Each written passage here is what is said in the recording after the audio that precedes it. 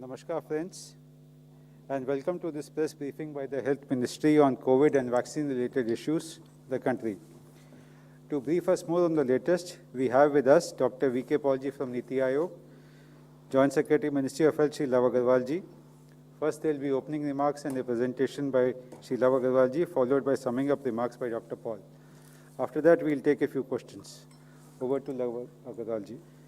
Good evening friends, हम आपको कोविड-19 की वर्तमान परिस्थिति के बारे में बताना चाहेंगे।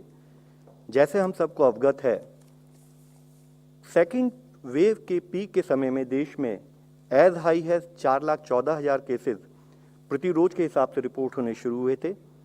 Continued efforts at field level, जिससे हमें in terms of containment, lockdown, restrictions as well as clinical management, तो हमने देखा कि हमारे केसेस घटते घटते करीब 17 मई में 2,81,000 तक पहुंच चुके थे, यानी कि 3 लाख से कम हुई डेली रिपोर्टिंग। 31 मई तक वह घटते घटते 1.5 लाख के करीब पहुंची और 7 जून तक हमने देखा कि करीब 1 लाख केसेस प्रति रोज के हिसाब से देश में रिपोर्ट हो रहे थे। और अब अगर हम पिछले 24 घंटे का डेटा एनालाइज करें तो हम पाते हैं कि करीब 60,471 केसेस पिछले 24 घंटे में देश में रिपोर्ट हुए हैं, यानी कि जो पीक देश ने एक नोट की थी उसमें करीब 85% decline in terms of the daily cases getting reported अब हम नोट कर रहे हैं। पिछले 8 दिनों से हम देखें तो पाते हैं कि देश में 1 लाख से कम संख्या में डेली बेसिस पर केसेस रिपोर्ट हुए हैं।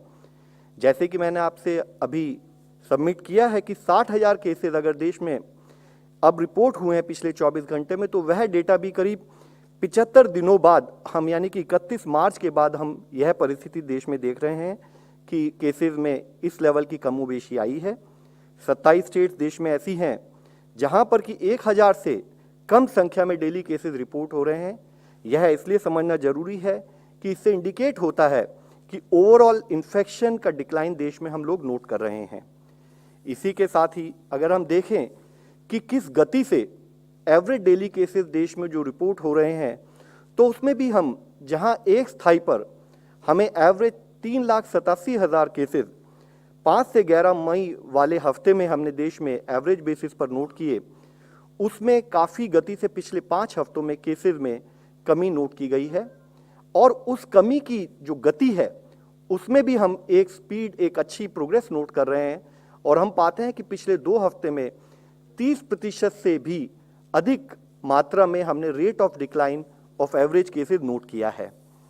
साथ ही अगर हम समझें कि देश में कितने ऐसे जिले हैं जहां पर कि 100 से अधिक केसेस प्रति रोज की संख्या में रिपोर्ट हो रहे थे, तो जैसे कि 4 मई वाला जो हफ्ता था उसमें 531 ऐसे जिले देश में थे, वह घटकर अब 165 जिले रह गए हैं।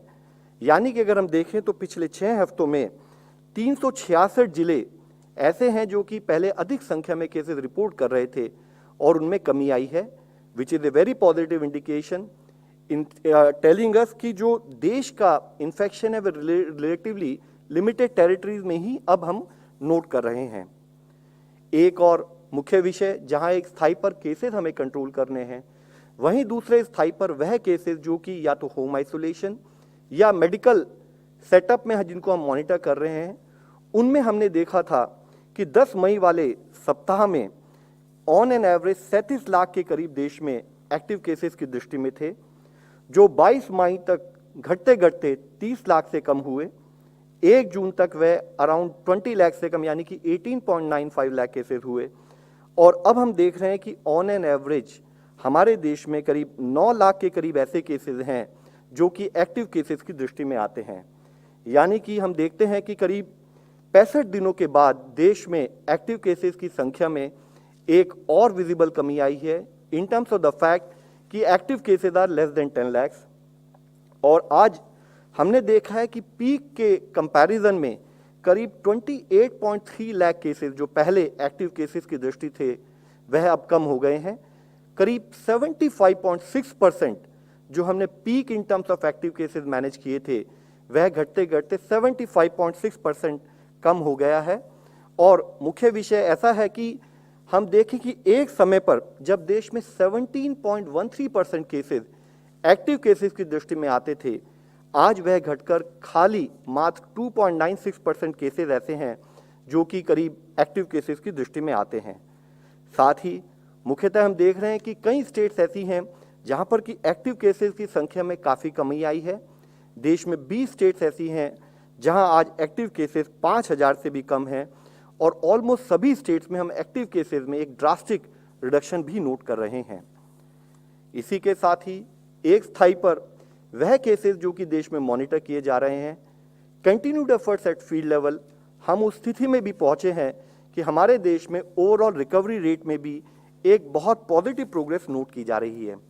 जैसे कि हम देखें तो पाते हैं कि जहां 3 मई वाले समय पर देश में 81.8% रिकवरी रेट था, वह 18 मई तक 85.6% यानी कि 85% तक पहुंचा और 27 मई तक because of the continued efforts at the field level वह 90% तक पहुंचा और आज बढ़ते बढ़ते देश में क्यूमुलेटिव रिकवरी रेट 95.6% तक पहुंच चुकी है।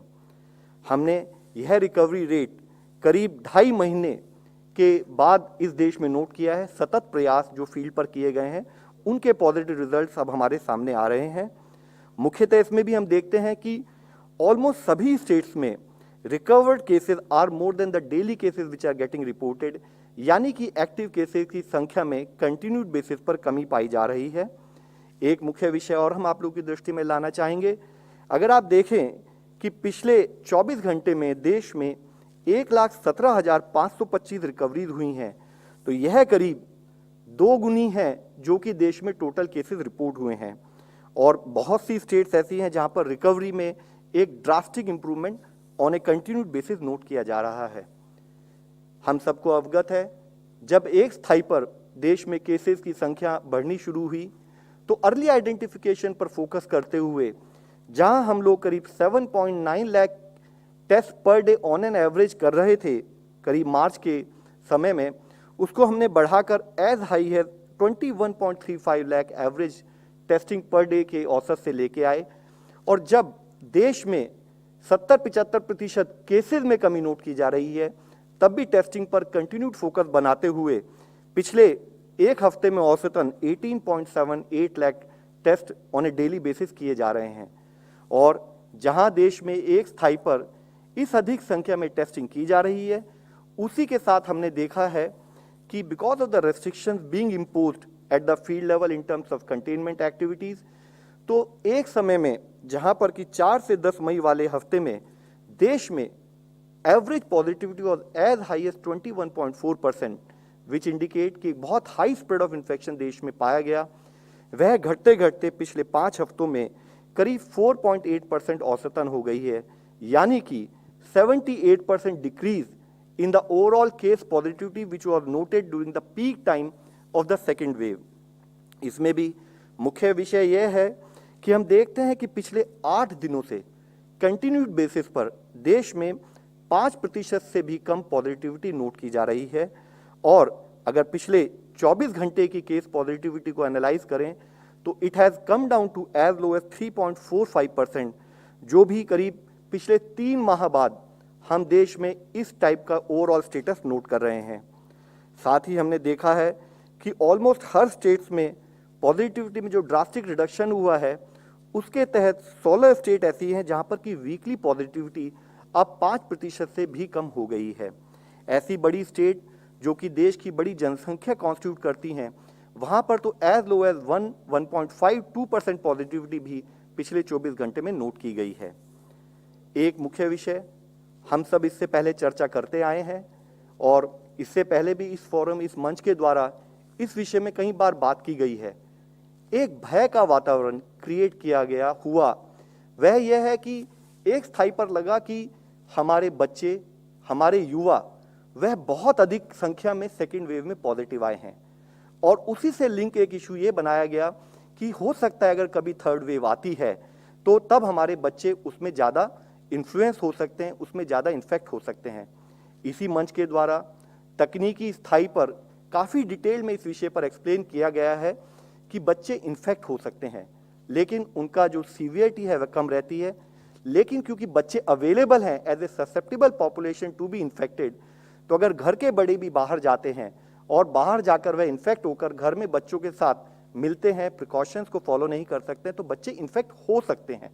लेकिन उसके लिए भय के वातावरण की जरूरत नहीं है। जरूरत है बच्चों को अवेयर करना, जरूरत है समाज में हर फैमिली को अवेयर होना। इसी विषय में मैं आप लोगों की दृष्टि में लाना चाहूंगा कि अगर आप देखें जो हमारा युवा पॉपुलेशन यानी 21 से 30 साल, 31 से 40 साल और 41 से 50 साल के जो हमारा युवा वर्ग है, तो अगर पिछले साल उसमें 21.21%, 21.23% and 17.3% in different age group में केसेस आए, तो उसी के समानांतर हमने देखा है कि इस बार की वेव में भी 22.49%, 22.7% एंड 17.26% यानी कि उसी अनुपात में इन्फेक्शन उस पर्टिकुलर एज ग्रुप में नोट किया गया। इसी तरीके से अगर हम चाइल्ड ग्रुप को नोट करें तो जैसे 1 से 10 साल में पिछले साल करीब 3.28% केसेस में इन्फेक्शन पाया गया, उसी के अनुपात में सेकेंड वेव में 3.05% पाया गया। साथ ही 11 से 20 वर्ग में अगर हम देखें कि 8.03% लोग इन्फेक्ट हुए, तो उसी के प्रोपोर्शन में 8.57% पॉपुलेशन इस पर्टिकुलर एज ग्रुप की सेकेंड वेव में भी इन्फेक्ट हुई। हम आपके द्वारा यह विनती करना चाहते हैं, हमें सतर्क रहना है, हमें हर एज ग्रुप के लिए सतर्क रहना है, लेकिन भय का वातावरण क्रिएट ना हो। आज भी वह पॉपुलेशन जो इन्फेक्टेड नहीं है, अगर वह प्रिकॉशन नहीं लेगी तो वह इन्फेक्शन के लिए ससेप्टेबल है। तो हम उसके अंतर्गत जो चर्या करनी है, जो कार्य करना है, उस पर अपना फोकस बनाए रखें और साथ में एक जागरूकता अपने समाज में हर स्थाई पर लाएं कि जिससे हम इन्फेक्शन के फैलने को रोक सकें। साथ ही एक और मुख्य विषय, एक पॉजिटिव न्यूज़ हम आप लोगों की दृष्टि में लाना चाहते हैं। फील्ड स्थाई पर हमारे कार्यकर्ताओं के एफर्ट्स ने government of India, state government के कंबाइंड एफर्ट्स के साथ करते हुए हम लोगों ने 26 करोड़ का एक benchmark in terms of overall vaccine doses आज कंप्लीट किया है। मध्याह्न आज हमने आफ्टरनून के समय में यह फिगर भी कंप्लीट की है कि 26 करोड़ से ज़्यादा लोग इस देश में वैक्सीन डोजेज ले चुके हैं, जिसमें health care worker, frontline worker, people above 45 years of age जो कि हमारे प्रायोरिटी ग्रुप्स हैं, उनमें 1.7 crore doses, 2.58 crore doses and 17.24 crore doses भी उनको दी जा चुकी हैं। हमारे सतत प्रयास हैं, हमने आपको इससे पहले भी अवगत किया है कि एक स्थाई पर वैक्सीन का प्रोडक्शन बढ़ाते हुए, दूसरे स्थाई पर फील्ड में काम करते हुए हम वैक्सीन को एज ए स्ट्रैटेजी चाहते हैं कि सब लोग जब भी वैक्सीन अवेलेबल हो, particularly priority age group, vaccine को लगवाएं और अपने आप को सुरक्षित रखने में हमारी सहायता करें। इसी के साथ ही एक और विषय मैं आप लोग की दृष्टि में लाना चाहूँगा। हम सबको अवगत है, अब हम केसेस में एक मेजर चेंज नोटिस कर रहे हैं, एक रिडक्शन नोट कर रहे हैं। हर जिले में, हर स्टेट में अब कुछ हद तक रेस्ट्रिक्शंस को कम किया जा रहा है। ऐसे समय में जब रेस्ट्रिक्शंस को कम किया जा रहा है, तो इससे पहले भी हमने कई बार इस विषय पर चर्चा की है कि जरूरी है कि हम एक कम्युनिटी इन्वॉल्वमेंट से और इस बीमारी के बारे में समझते हुए क्या हमें अपना बिहेवियर अपनाना है, उसमें कोई कोताही ना हो, उसमें कोई कमी ना हो। जिसके लिए जरूरी है कि अब हमारा युवा वर्ग हो, वह अगर बाहर भी निकले, कोई भी ट्रैवल करे या कोई पब्लिक ट्रांसपोर्ट का इस्तेमाल करे, तो उसको क्या प्रिकॉशंस रखनी है, यह बहुत आवश्यक है। नहीं तो जैसे कि कई बार कहा गया है, जो कुछ संजोया है, जो कुछ पाया है, वह हम फिर से खो सकते हैं। इस बीमारी के बारे में माननीय प्रधानमंत्री जी ने कहा है कि इनविजिबल एनिमी है।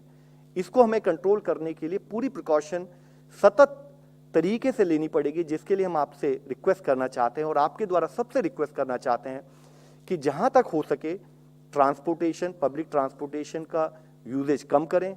जरूरी हो तो वॉक के थ्रू या साइकिलिंग कर लें।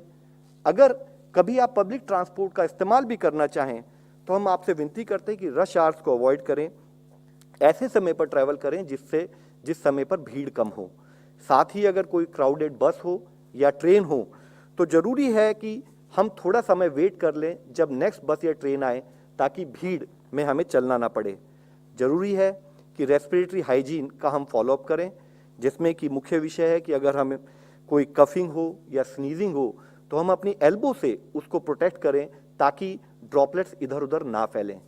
ज़रूरत है कि हम अगर अपनी कार में भी जाएं, प्राइवेट ट्रांसपोर्ट में भी जाएं, तो कोशिश करें कि वह कार जिसमें ज़्यादा लोग हों उसमें हम, क्योंकि फिजिकल डिस्टेंसिंग का फॉलोअप करना उतना ही मुश्किल हो जाता है, तो हम उसमें सिंगल पैसेंजर या लिमिटेड पैसेंजर्स के साथ ट्रैवल करें।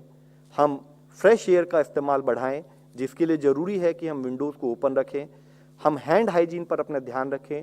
जब भी हम बाहर निकलें और लौट कर आएँ, तब हम अपने हाथ को पानी से या हैंड सैनिटाइज़र से उसके द्वारा साफ रखें। और कोई भी सिम्टम्स हों तो हम आप सबसे विनती करेंगे कि अपने आप को, अपनी फैमिली को और समाज में सबको सुरक्षित रखने के लिए काइंडली ट्रैवल को अवॉइड करें। हमारी लड़ाई में, जो अब तक की लड़ाई है, उसमें वेपन्स वही लिमिटेड हैं। हमें ज़रूरी है कि हम ध्यान रखें कि Covid appropriate behaviour social vaccine के रूप में हमारा सबसे बड़ा हथियार रहेगा। जबकि समाज में अब हम डिफरेंट एक्टिविटीज़ खोलने जा रहे हैं, मार्केट्स खुल रही हैं या पब्लिक ट्रांसपोर्ट खुल रहा है, उस समय पर पुराना कई बार जैसे कि कुछ प्रांतों में नोट किया गया कि पार्टीज बढ़ी, लोगों का इंटरेक्शन इतना बढ़ा कि उन्होंने प्रिकॉशनरी मेजर्स को कम किया या छोड़ ही दिया। ऐसी सिचुएशन फिर ना आए। हम ध्यान रखें कि हमें कोविड अप्रोप्रिएट बिहेवियर यानी कि use of mask, physical distancing, respiratory hygiene and as well as environmental hygiene की जो सतह है वह साफ रहें, उस पर हमारा ध्यान रहे। एक स्थाई पर समाज के रूप में जब हम इसको एक सामाजिक जिम्मेदारी के रूप में सब लोग कार्य करें, दूसरे स्थाई पर मेडिकल फ्रेटर्निटी के साथ मिलकर सरकार, स्टेट एंड यूनियन गवर्नमेंट इस पर फोकस रखेगी कि क्लिनिकल मैनेजमेंट प्रोटोकॉल का प्रॉपर फॉलोअप हो, ताकि हमारे ना कि अर्बन एरिया बल्कि रूरल और ट्राइबल एरियाज में भी वह पर्टिकुलर टेक्नोलॉजी, वह पर्टिकुलर अप्रोच हम डिटेल में हाईलाइट करके सबको ट्रीटमेंट प्रोवाइड कर सकें। वैक्सीनेशन एक बहुत बड़ा एडिशनल टूल हम लोग के साथ है, उसका इस्तेमाल करें। हमारी लड़ाई जन भागीदारी, जन आंदोलन से ही जीती जा सकती है। साथ ही जैसे कि माननीय प्रधानमंत्री जी हमेशा कहते हैं कि एक स्थाई पर वैक्सीनेशन हमारे पास टूल के रूप में अवेलेबल है। जन भागीदारी, जन आंदोलन के रूप में हम कोविड अप्रोप्रिएट बिहेवियर से अपना प्रयास, अपने एफर्ट्स कभी कम ना करें। और खासकर अब जब सेकेंड वेव में हम लोगों ने कुछ उस कष्ट को देखा है, सहा है, तो जरूरी है कि हम कोई भी कोताही ना करें। आज हम आप लोगों से फिर एक और विनती करना चाहते हैं कि जो भी गेम्स हमने आज तक जीते हैं, उन गेम्स में एक स्थाई पर प्रजा, एक स्थाई पर हर सिटीजन का सहयोग, दूसरे स्थाई पर हमारे कोविड वॉरियर्स, चाहे वह एक सफाई कर्मचारी हो, चाहे एक एम्बुलेंस का ड्राइवर हो, चाहे वह एक टेस्टिंग में सपोर्ट करने वाला हमारा एक टेस्टिंग मैकेनिक, टेस्टिंग एक हमारे जो लैब टेक्नीशियंस हों, हमारे डॉक्टर, जिन लोगों के सपोर्ट की वजह से जितना भी कष्ट आया, इस देश ने इतनी परेशानियां होते भी इस प्रोसेस को मैनेज किया, हमें उसे शत शत नमन करना है। इसी के रूप में हम आपको एक छोटा सा वीडियो भी आज दिखाना चाहेंगे।